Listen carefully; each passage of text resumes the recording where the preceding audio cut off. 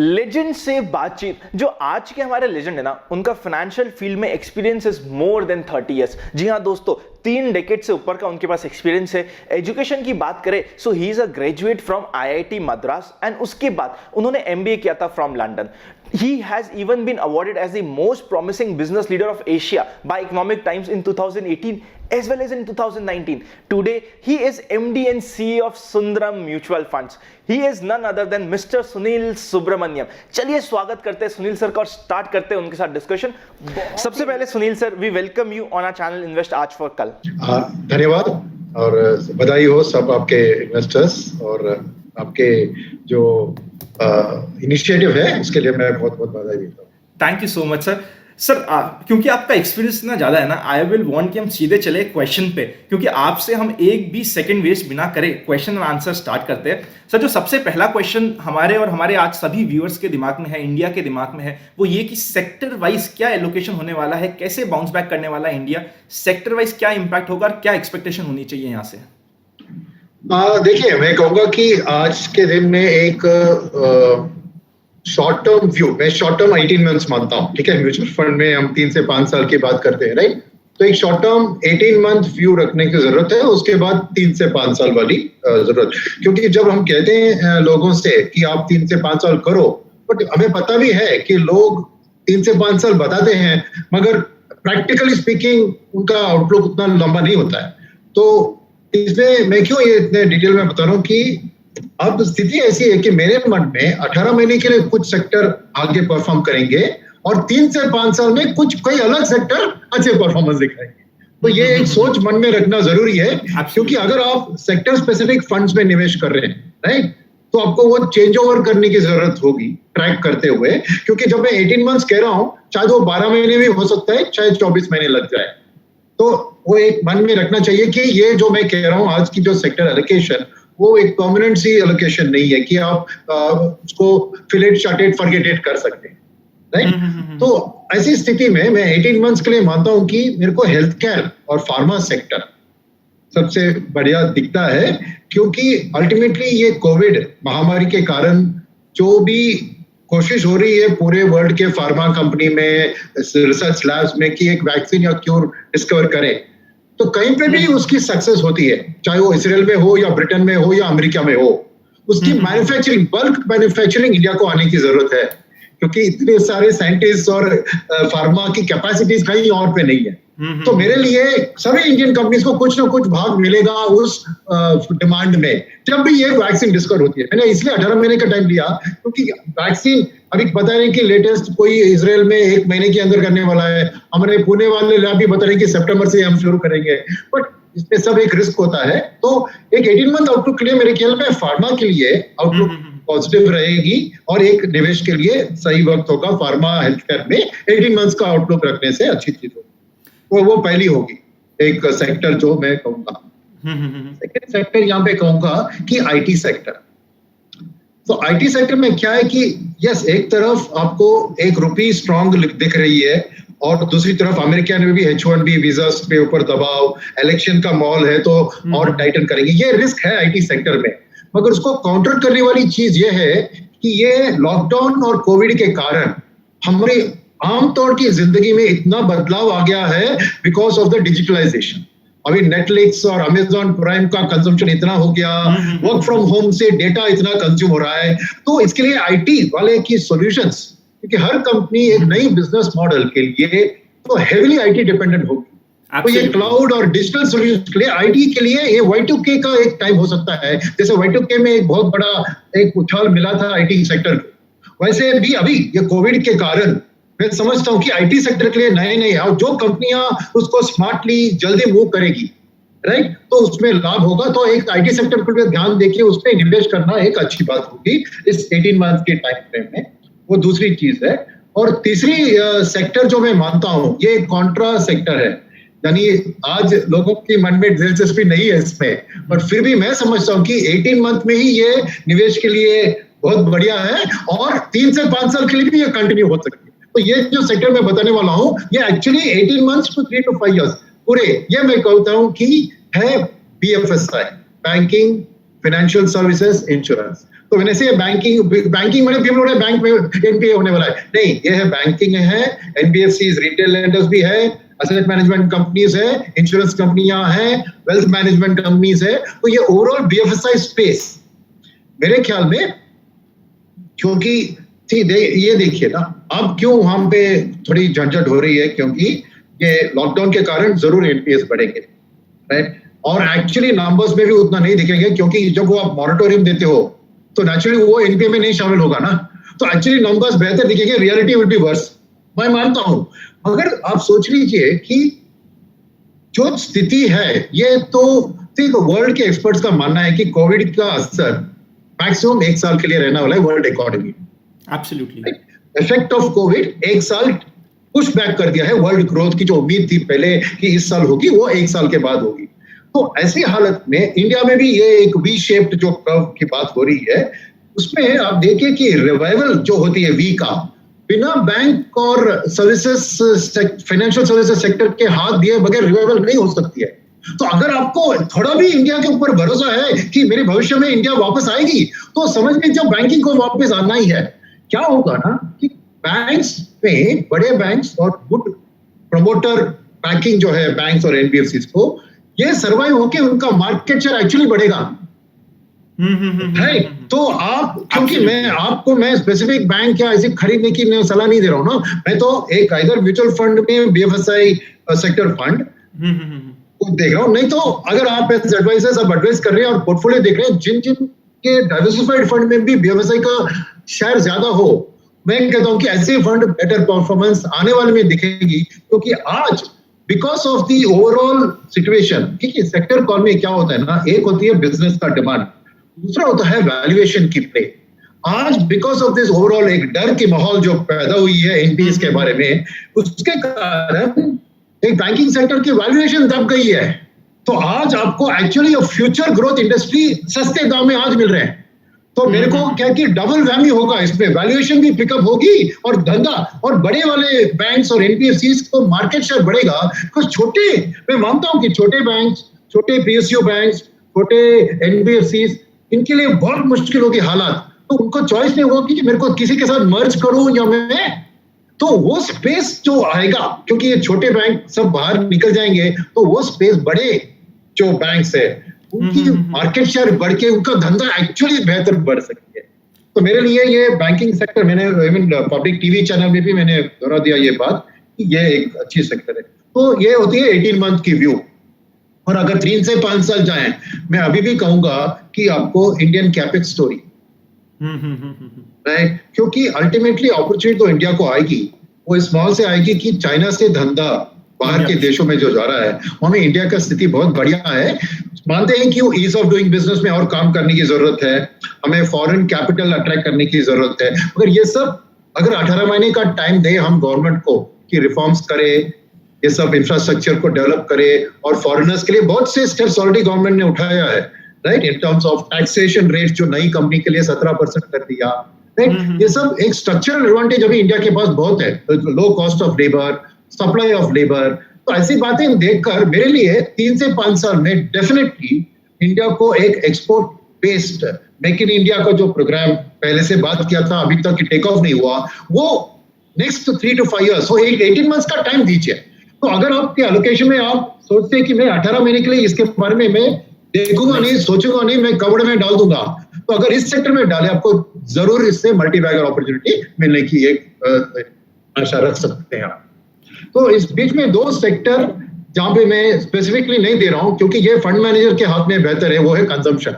क्योंकि कंजम्पशन में एफएमसीजी एक शॉर्ट टर्म सेफ्टी प्ले है और कंज्यूमर ड्यूरेबल्स एक लॉन्ग टर्म प्ले। बट इसमें क्या होता है ना कि ये कब ये रिवाइवल दिखेगा, और इसमें ऑटो जैसे सेक्टर जो कंज्यूमर डिस्क्रिप्शनरी के अंदर आते हैं, उसमें एक वैल्यूएशन प्ले भी है, क्योंकि पिछले साल बहुत खराब था उनकी परफॉर्मेंस। बट उधर एक इंडिविजुअली मैं कहूंगा कि कॉल लेना आपके हाथों से, मैं थोड़ा सावधान रहिए, क्योंकि ये फंड मैनेजर के हाथ में बेहतर है। बिकॉज कौन सी कंपनी जहां पे उसकी फैक्ट्रीज है, जहां पे उसके मार्केटिंग स्ट्रेंथ है, जाके उसको जल्दी उठा पाएगी, ये एक सेक्टर वाइड कॉल लेना थोड़ा मुश्किल है, कंपनी स्पेसिफिक हो जाता है ये सेक्टर के अंदर। तो मैं कंजम्पशन से कहूंगा कि आप बेटर म्यूचुअल फंड मैनेजर के ऊपर रिलाई कीजिए, एज अ सेक्टर कॉल मत लीजिए। वाओ सर आपका जो बैंकिंग और फाइनेंस वाला व्यू था that was very different and I think सबके लिए बहुत यूजफुल होगा। सर इसी व्यू को आगे बढ़ाते हुए अभी आज के प्रेजेंट टाइम में व्हाट शुड वी डू, मतलब आज हमारे सामने एक अपॉर्चुनिटी है, उसको कैसे एक इन्वेस्टर यूटिलाइज कर सके ताकि आगे वेल्थ क्रिएशन की जर्नी में उसको फायदा हो? तो मैं दो चीज कहूंगा, इसमें दो पावरफुल टूल्स है राइट जो यूज करना चाहिए। एक है एसआईपी और दूसरा है मल्टी कैप फंड्स राइट। ये दोनों इंपॉर्टेंट है क्योंकि क्या है ना कि आज मिड एंड स्मॉल कैप्स की हालत अच्छी नहीं है, क्योंकि mid and small cap companies ज्यादातर अपने डोमेस्टिक इकोनॉमी के साथ जुड़ी होती है। जब डोमेस्टिक इकोनॉमी की नियर टर्म हालत खराब दिख रही है तो मिड एंड कैप से वॉलेटिलिटी ज्यादा होगा।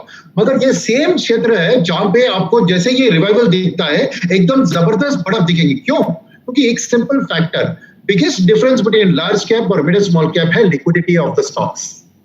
तो ये गिरावट जो दिसंबर 17 से बाद आपने देखा है मिड एंड स्मॉल कैप में, उसका मेन कारण है कि जब कोई बेचने जाता है तो लिक्विडिटी नहीं होती है, उसके कारण ही दाम गिरती है।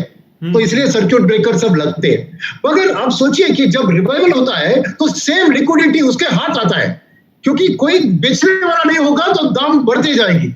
तो एक शार्प वी शेप्ड अप्रोच होगा मिड एंड स्मॉल कैप के लिए। तो इसलिए मैं कह रहा हूं कि एसआईपी में अगर आप यूज करें मिड एंड स्मॉल कैप में खास तौर से, तो क्या होता है कि ये जो गिरावट है उसमें आपकी तो रुपी कॉस्ट एवरेज की बेनिफिट आपको भरपूर आ जाएगी। और जब अपटिक आती है तो ऑटोमेटिकली सभी जो एसआईपी आप देखते हैं 1 साल 3 साल 5 साल पास्ट रिटर्न्स ऑफ एसआईपी एक ही महीने में नेगेटिव से पॉजिटिव में बदल जाएंगे। आपको कुछ करने की जरूरत, बिकॉज एसआईपी में प्रॉब्लम क्या होता है कि आज लोग नाराज है कि मेरी 5 साल की एसआईपी नेगेटिव चल रही है तो मैं क्या करूं, क्योंकि आज मार्केट डाउन में है।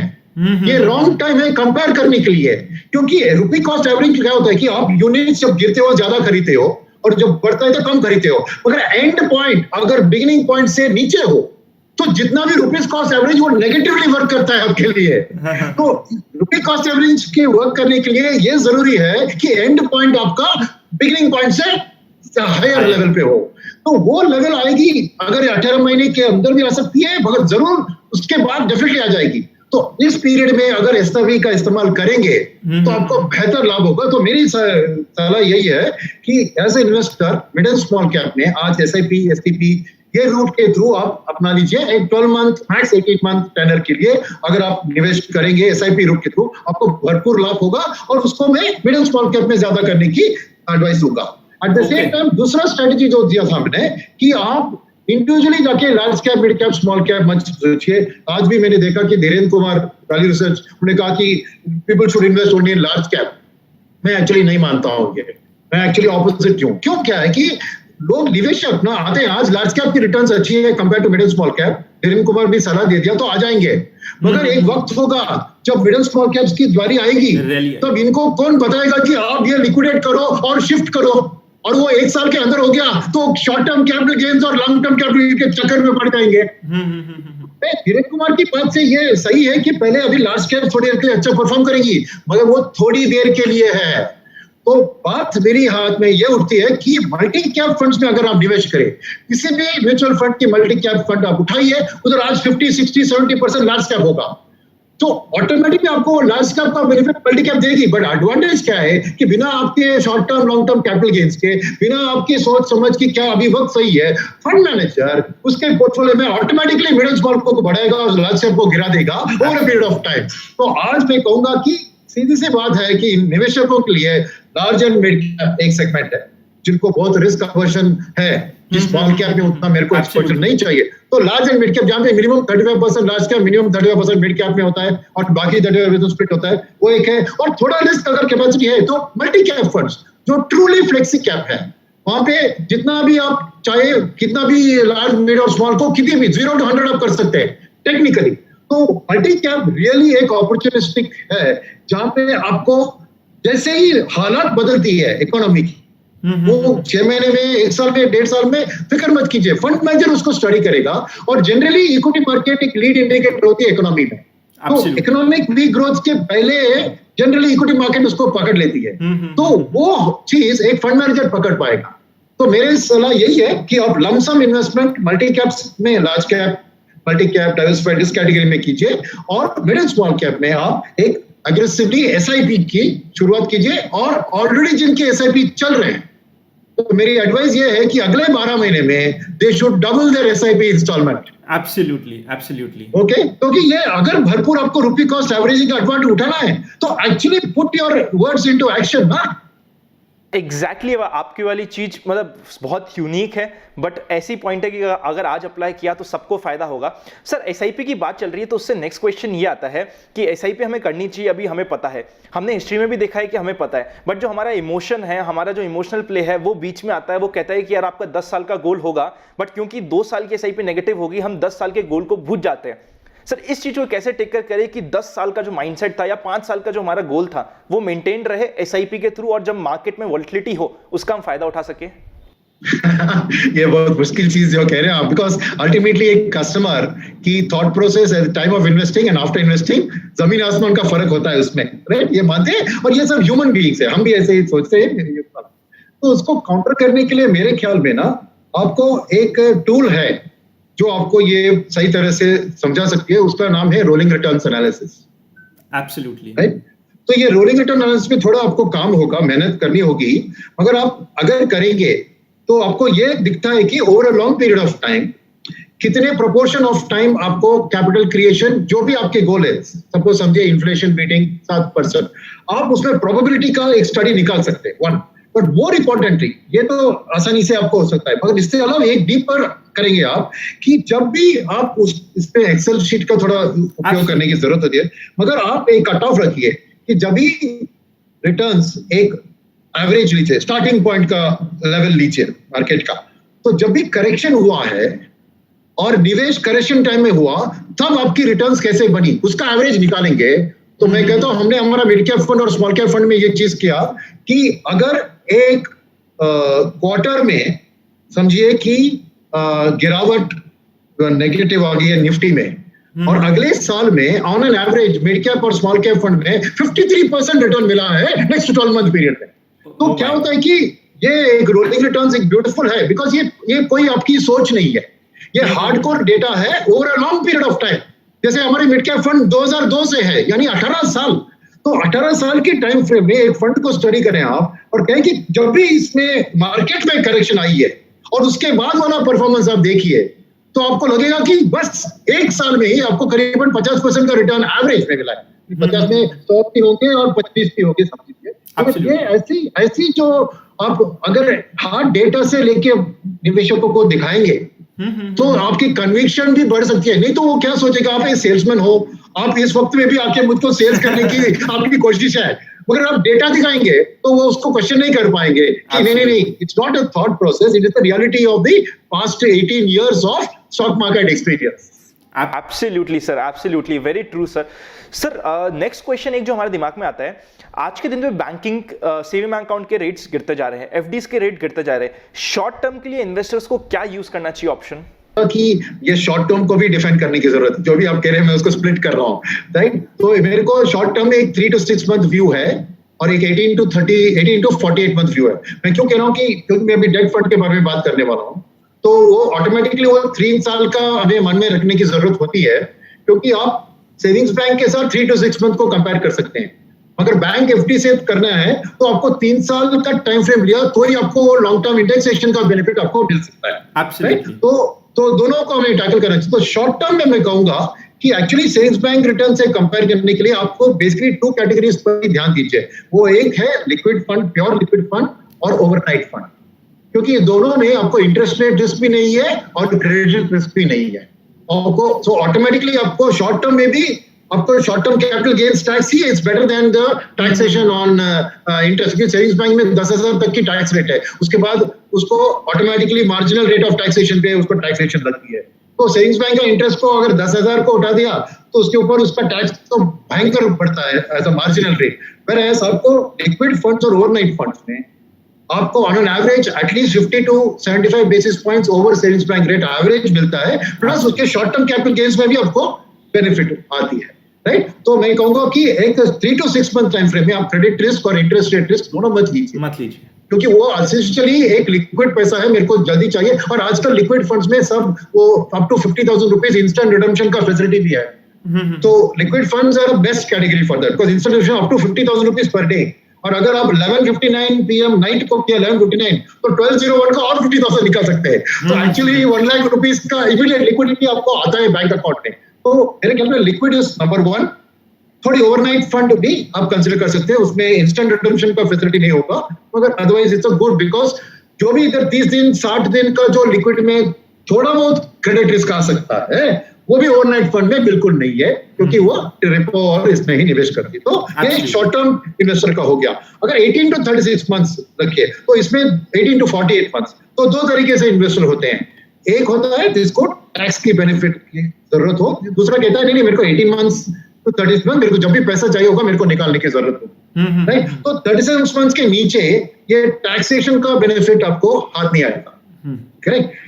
तो मेरे ख्याल में there are 2 category of product which are very suitable. एक होता है banking and PSU debt fund, और दूसरी होती है कॉर्पोरेट बॉन्ड फंड।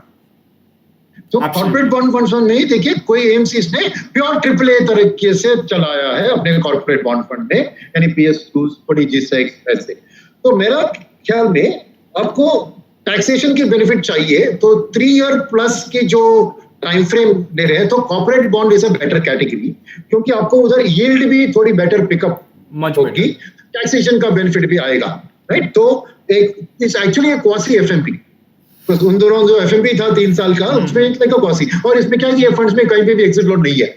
तो आप निवेश कर रहे हैं 3 साल प्लस की अप्रोच से, अगर जरूरत पड़े तो ये आसानी से आप पैसा निकाल सकते हैं, क्योंकि आपको running yield of corporate bond always better than the government and the banks, right. Absolutely. Whereas 18 to 36 months, ये shorter term time frame, even 12 months to 36 months, ये शॉर्टर टर्म टाइम फ्रेम में मैं कहूँ कि banking and PSU debt category में रही है, क्योंकि उसमें क्या है कि क्रेडिट रिस्क का बहुत कम ऑप्शन है एक बैंक, क्योंकि इवन येस बैंक की जो हादसा हुई थी उसमें भी खाली वो Tier 1 कैपिटल में वो प्रॉब्लम हुआ था, वैसे तो बाकी Tier 2 कैपिटल में इनफैक्ट अपग्रेड हो गया है। तो बैंक्स बाय एंड लार्ज मैं मानता हूँ कि सेफ ही है, PSUs भी सेफ है। तो banking and PSU debt fund एक एनी टाइम फ्रेम के लिए एडवांटेजेस है, क्या है कि लॉन्गर टर्म में उसकी यील्ड थोड़ी कम होगी, because bankers normally they pay lesser interest than any corporate, तो थोड़ा यील्ड का सैक्रिफाइस करना होगा, मगर at the same time benefit आती है आपको लिक्विडिटी की, और सेकंड है एक क्रेडिट कंफर्ट, क्योंकि आप मान लेते हैं कि कोई भी AAA कॉर्पोरेट्स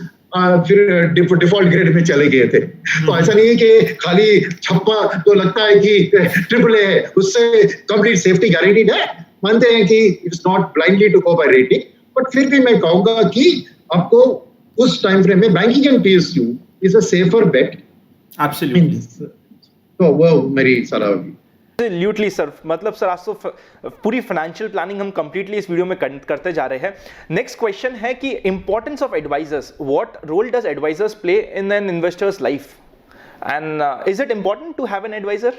एक इन्वेस्टर के लिए एडवाइजर बहुत जरूरी है, फॉर द सिंपल रीजन कि आप हिस्टोरिकली स्टडी करें, राइट, और कि the alpha between direct stock market index and mutual fund, right, जो होता है आपको जो भी है 1%, 1%, 2%, तो the human level of goal planning, understanding your risk profile, understanding the unfortunate event happening and how you keep liquidity for that, tax planning for your investments, that when you want to redeem, do you redeem that where you make most profit or that which is most tax efficient?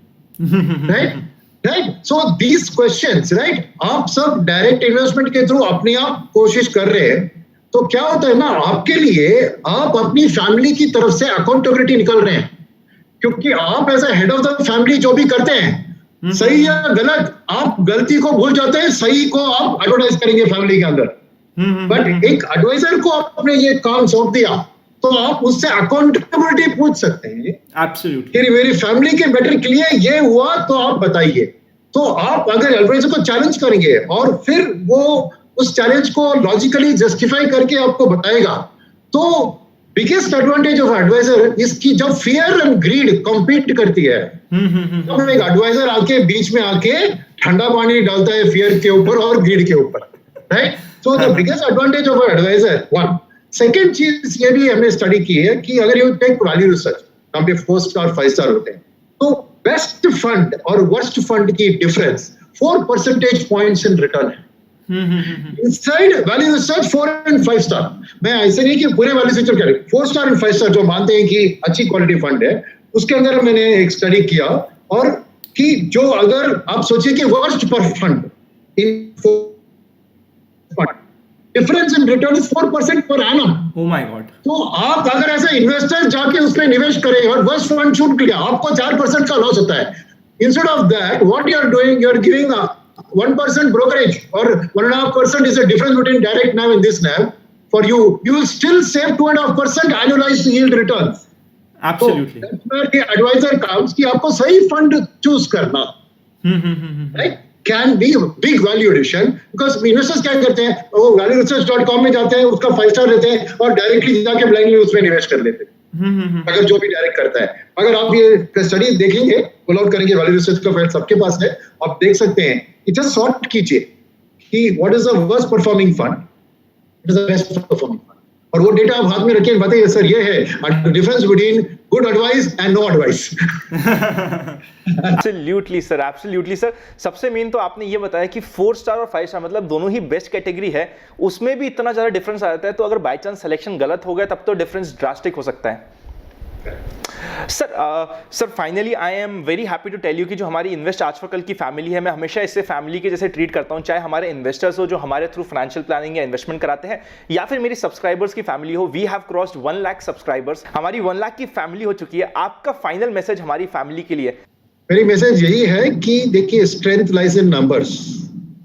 जब आपके पास 1 लाख और लोग जुड़े हो तो आपको support of the 1 lakh members as a community आपको fantastic benefits दे सकती है and way beyond mutual fund investment. अगर समझिए कि आपको पता लगा कि किसी फैमिली बहुत डायर स्ट्रेट्स में है और उसके लिए कुछ मदद चाहिए, तो क्राउड फंडिंग की जो बात करते हैं आप, इसमें पोस्ट कीजिए तो तुरंत आपके लिए, आपको जो फिलैंथ्रोपिक आप सोच रहे हैं उसके लिए 100,000 पीपल आपके पीछे खड़े होंगे।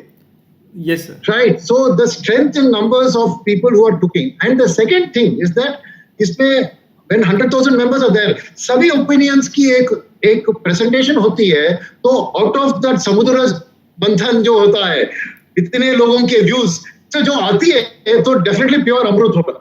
So what you can get from the participation of 100,000 members of the community cannot go wrong, because it has taken all divergent views into consideration and then is come down. Absolutely right, sir. Sir, thank you so I would much. say that it's a great thing. So all of you should, I hope community continues to grow from 1 lakh to 1 million very shortly. So sweet of you, sir. Thank you so much for the well wishes. And sir, सबसे पहले it's our honour कि आप हमारे पास आए, हमारे सारी family से discussion किया और अपनी इतनी इंपॉर्टेंट चीज़ें, आई थिंक ये one of the most unique session था, one of the most unique discussion था and one of the most unique points आपने रखे और सबको अपना ओपिनियन दिया। Thank you so much sir for coming in. Thank you. Wish you all the best and stay home and stay safe through this COVID crisis.